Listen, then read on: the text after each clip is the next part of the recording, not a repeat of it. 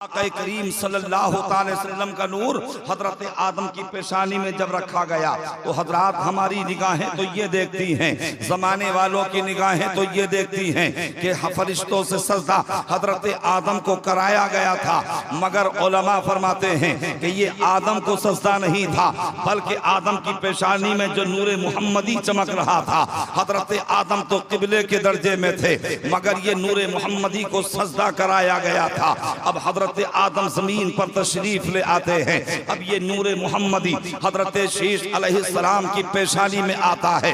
यहाँ तक कि हजरत गिरामी यके बात दीगरे नस्लन बादा नस्लिन और करनन बादा करनिन, यानी ये पाक असलाफ से पाक अरहाम की तरफ नूर मुहम्मदी मुंतकिल होता रहा और हजरत ये नूर मुहम्मदी जहाँ जहाँ गया है अपनी बरकतें लुटाता रहा है। नूर मुहम्मदी जहाँ जहाँ गया है अपनी रहमतें लुटाता रहा है। अगर हजरत आदम की पेशानी में रहा है तो हजरत आदम की तौबा को अल्लाह ने कबूल फरमाया है। अगर हजरत इब्राहीम की पेशानी में रहा है तो हजरत इब्राहीम पर आतिश नमरूद को गुलजार किया गया है।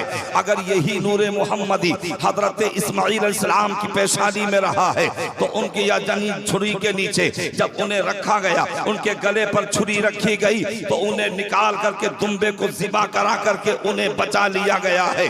अब ये नूर मुहम्मदी हजरत अब्दुल मुत्तलिब की पेशानी में आता है तो उसी दौर में जबकि अबरहा खाने काबा को मिसमार करने के लिए आया था, खाने काबा को ढाने के लिए आया था, खाने काबा को गिराने के लिए आया था, मगर इसी नूर मुहम्मदी के सदक़े में अल्लाह ने अबाबीलों के जरिए यानी अबरहा की फौज को तबाह कर दिया और खाने काबा की अल्लाह ने हिफाजत फरमा ली।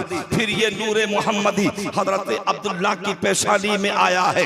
ये नूरे मुहम्मदी जहाँ जहाँ गया है अपनी अजमतें लुटाता रहा है।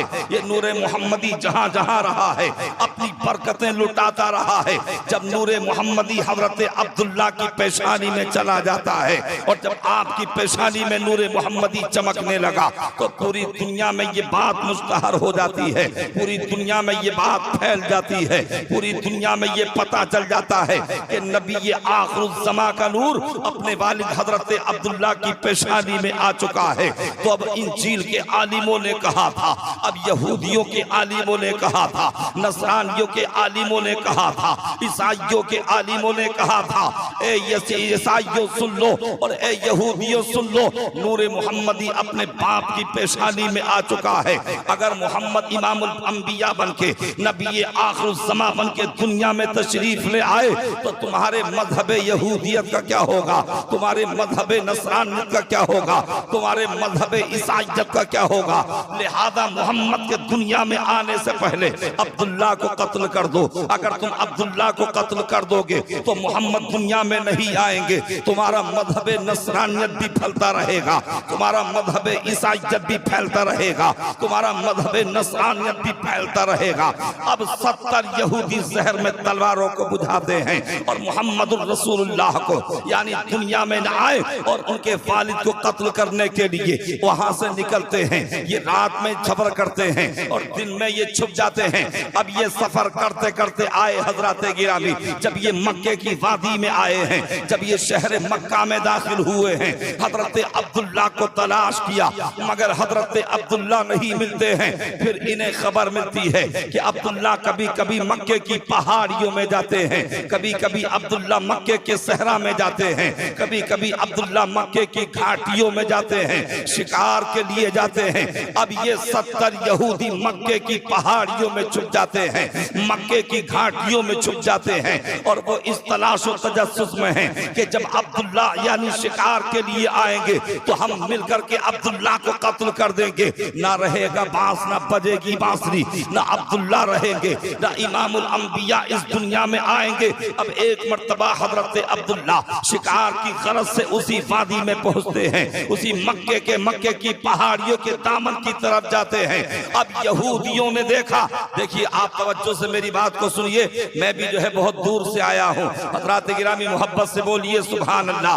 अब हजरत अब्दुल्लाह यानी शिकार के लिए गए हैं। अब यहूदियों ने देखा है कि हमारा शिकार हमारे दामे फरेब में आने वाला है, अब्दुल्लाह हमारे कब्जे में आने वाले हैं, हम मिलकर के अब्दुल्लाह को कत्ल कर देंगे। ना अब्दुल्लाह रहेंगे रहेंगे, ना हमारे दीन की तकजीब करने वाला आएगा, ना अब्दुल्ला रहेंगे, ना मजहब नसरानियत को खत्म करने वाला आएगा, ना अब्दुल्ला रहेंगे, ना इमामुल अंबिया बन के कोई आएगा।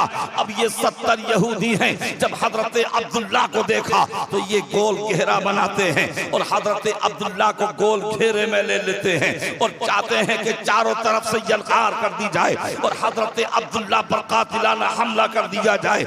मगर कुरैश खानदान के एक शख्स वहां थे जिन्हें कि हजरत वहब बिन अब्द मुनाफ कहा जाता है, जो हजरत आमना के वालिद गिरामी हैं। जब हजरत वहब ने देखा कि मेरे खानदान का बेटा है, अब्दुल्ला पर ये काफिर टूटने वाले हैं, यहूदी कत्ल करना चाहते हैं, तो हजरत वहब फरमाते हैं कि मैंने चाहा कि मैं जोर से आवाज दूं, मगर ऐसा लगता था जैसे किसी ने मेरे गले को दबोच लिया हो। फिर मैंने चाहा कि मैं जमीन से पत्थर उठा करके मारूं और कि ए यहूदियों इन्हें कत्ल मत करना, मगर जैसे ही मैंने पत्थर को हाथ में लिया है तो पत्थर को जमीन ने पकड़ लिया है। फिर मैंने चाहा कि मैं कदमों को तेजी से आगे बढ़ाऊं और मैं भाग करके अब्दुल्ला की मदद करूं, मगर जमीन ने मेरे कदमों में और मेरे पैरों में बेड़ियां डाल दी हैं, मेरे पैरों को जकड़ लिया है, मेरे पैरों को पकड़ लिया है। अब हजरत वहब कहते हैं कि मैंने आवाज देना चाहा तो मेरी आवाज नहीं निकल रही है, मैंने कदमों को बढ़ाना चाहा, मेरे कदम जमीन नहीं छोड़ रही है, मैंने पत्थर को मारना चाहा तो जमीन ने पत्थर को नहीं छोड़ा। आखिर इसमें वजह क्या थी? अगर हजरत वहब अगर पत्थर मार करके हजरत अब्दुल्ला की हिफाजत करते, अगर आवाज दे करके बचाते, अगर भाग करके जा करके बचाते, तो मक्के में आकर के कहते ए अब्दुल्ला अगर आज मैं नहीं होता तो तुम्हारी हिफाजत कौन करता? अगर मैं पत्थर नहीं मारता तो आज तुम्हें उनके दामन से और उनके चुंगल से कौन बचाता? अगर आज मैं आवाज नहीं देता तो तुम्हें कत्ल कर दिया जाता। और रब की रहमत को ये मंजूर नहीं है कि उसके हबीब पर या नूरे मोहम्मदी पर कोई एहसान जताए। तो हजरत वहब तो ये कह रहे थे कि मैं इनकी हिफाजत करूं, मगर रब को ये मंजूर नहीं था। रब की रहमत ऐलान कर रही थी कि फानूस बन के जिसकी हिफाजत हवा करे वो शम्मा क्या बुझे जिसे रोशन खुदा करे। नारे तकबीर, नारे रिसालत। हजरत अब हजरत अब्दुल्ला महफूज हो जाते हैं, हजरत अब्दुल्ला घर आ जाते हैं, मगर हजरत वहब के दिल में अब्दुल्ला की मोहब्बत बैठ जाती है, हजरत अब्दुल्ला की मोहब्बत उनके दिल में घर कर जाती है। हजरत वहब अपनी बीबी हजरत बर्रा से कहते हैं ए बर्रा मैंने आज अजीब करिश्मा देखा है, मैंने अब्दुल्ला जैसा कोई नौजवान नहीं देखा है। यानी एक जमात फरिश्तों की आई है और उन्होंने उसे 70 यहूदियों को कत्ल कर दिया है, हजरत अब्दुल्ला को बचा लिया है।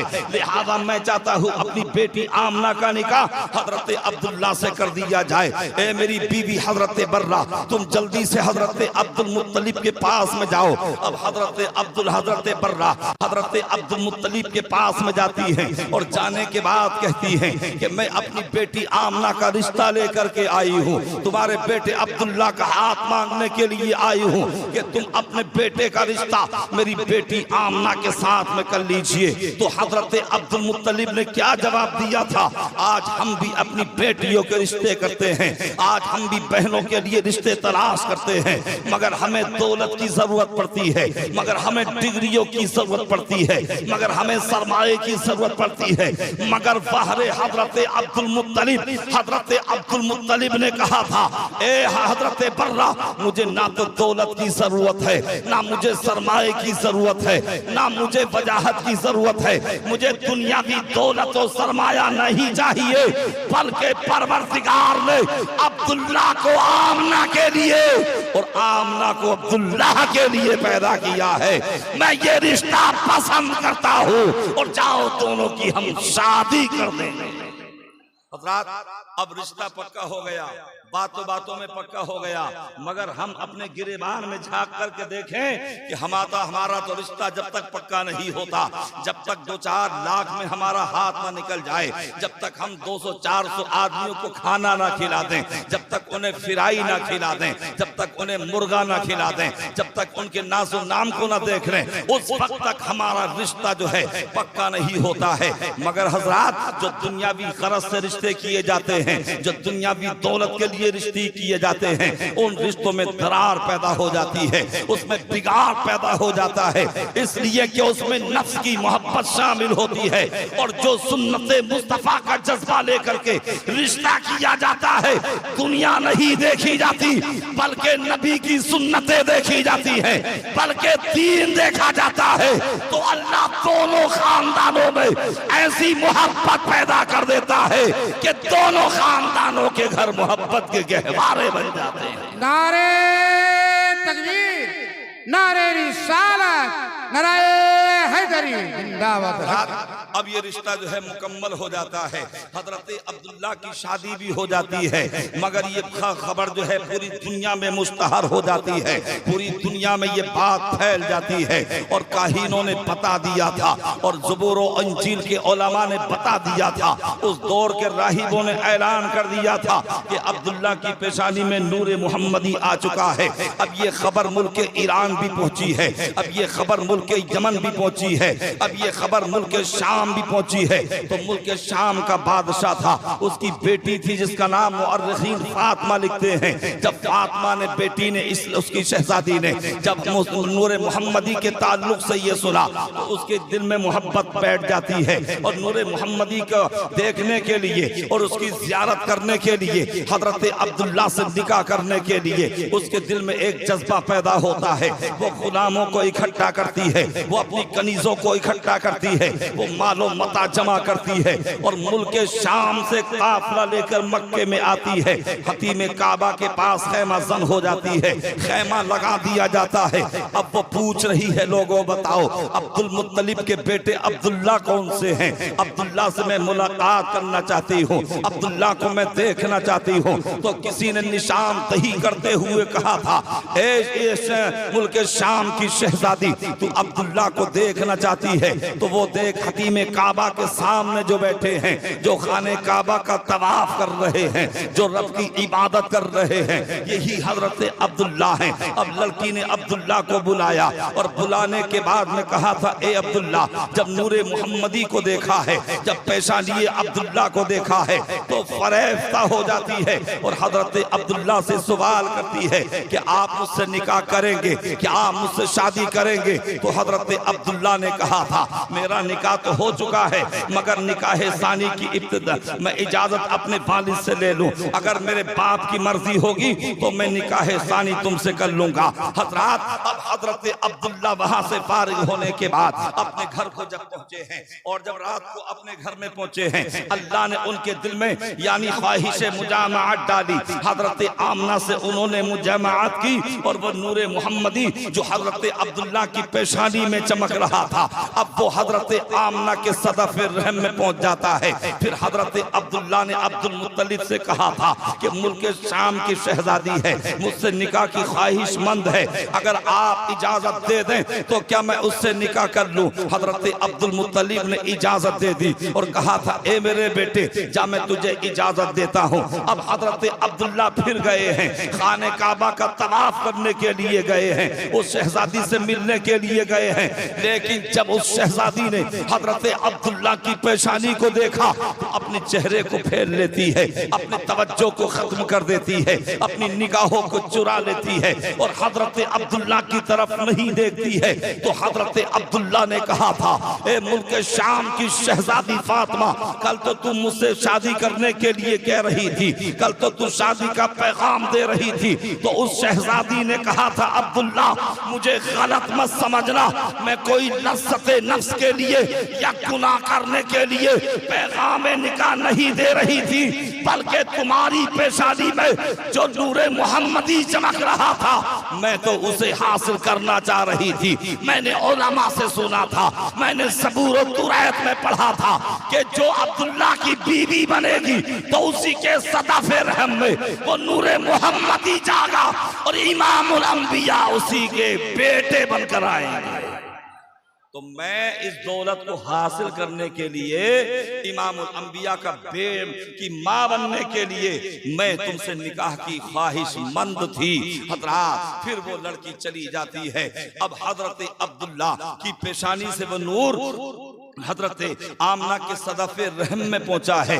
अल्लाह अल्लाह हजरात, ये नूरे मोहम्मदी है, ये जहां जहां रहा है ये अपनी बरकतें लुटाता रहा है। नूरे मोहम्मदी जहां जहां गया है अपनी रहमतें लुटाता रहा है। हजरात, ये ऐसा नूरे मोहम्मदी है कि हजरत आदम इसी नूर से चमके हैं, हजरत शीश इसी नूर से चमके हैं, हजरत लूत इसी नूर से चमके हैं, हजरत नूह इसी नूर से चमके हैं, हजरत इब्राहीम इसी नूर से चमके हैं, हजरत इस्माइल इसी नूर से चमके हैं, हजरत मूसा इसी नूर से चमके हैं, हजरत इसहाक इसी नूर से चमके हैं, हजरत यूसुफ इसी नूर से चमके हैं, हजरत ईसा इसी नूर से चमके हैं। अजीब पर इसी पर इक्तिफा नहीं बल्कि जिब्रील इसी नूर से चमके हैं, मीकाईल इसी नूर से चमके हैं, इसराफील इसी नूर से चमके हैं, इसराफील इसी नूर से चमके हैं, इज़राइल इसी नूर से चमके हैं। अजी हसनैन करीमैन इसी नूर से चमके हैं, सिद्दीक अकबर इसी नूर से चमके हैं, फारूक आजम इसी नूर से चमके हैं, उस्मान